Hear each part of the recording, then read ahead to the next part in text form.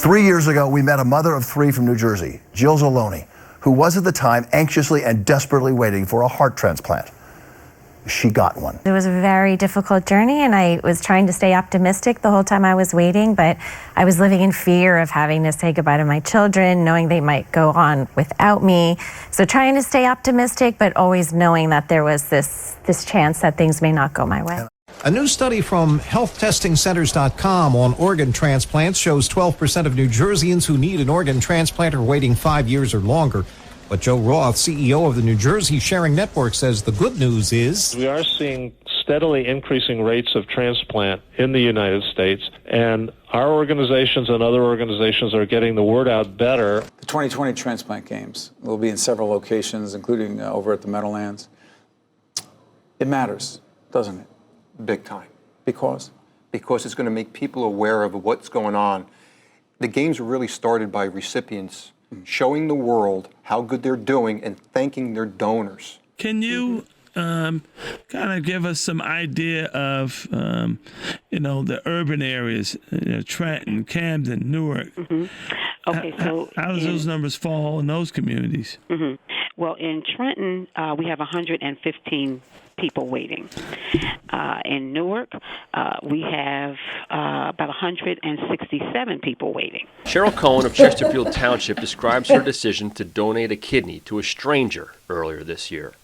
A decision that inspired someone very close to her to do the same thing, her husband, Frank Kimchick. Cheryl Cohen was first to think of it, wanting to do it to mark her 60th birthday. Her husband, Frank Kimchick, then surprised her and the doctor by saying he'd do it too. For you to just spread the word and the importance of how important it is to sign up to be an organ donor, what would you tell someone? I would tell them what I've learned from the New Jersey Sharing Network in terms of one person can save 8 lives with their organs.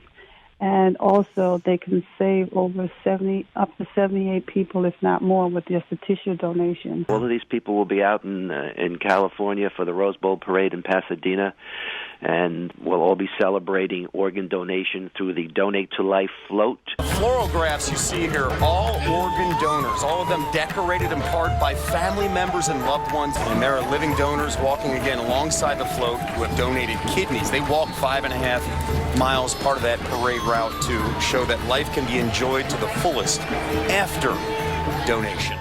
NJ Sharing Network, a nonprofit organ procurement organization in New Jersey, says it set a record in 2019 for organ donations. For the first time, we coordinated the recovery of over 200 donors, 206 to be specific, and that resulted in 601 organs transplanted or lives saved. A big win for organ donations in New Jersey. Last year, 206 people saved lives through donation, resulting in 601 organs transplanted. The number of donors is a new record. NJ Sharing Network Vice President Elisse Glennon says despite the milestone, the need for donations in the state is great. There are currently 4,000 people waiting for a life-saving transplant. So it's really important that everyone who wants to give become an organ donor. He's used to helping people, which is why he's still working. So it's difficult for Silver to look for help in the form of a donation. And he's certainly not alone. There are 36,000 across the country in need. The New Jersey Sharing Network reports that in 2019, they had 206 organ donors, lending to 601 organs being transplanted. Also last year, there were 173 living donors. Why is there a specific need for an effort among minority groups? Well, a lot of myths and misconceptions that have, been passed down through generations. Also, mistrust in the medical, with the medical profession, dating back to the Tuskegee Airmen and, so many things. Low income and, people not feel like they're being treated properly in the medical facilities. And people are they don't have the right information. And that's like across the board. No matter the race, no matter anything, if you don't have the right information, you cannot make a conscious decision. You can't make an educated decision. And a lot of times that's what it is. When it comes to organ donors and successful organ transplants, last report, Joe, is showing the numbers are indeed growing.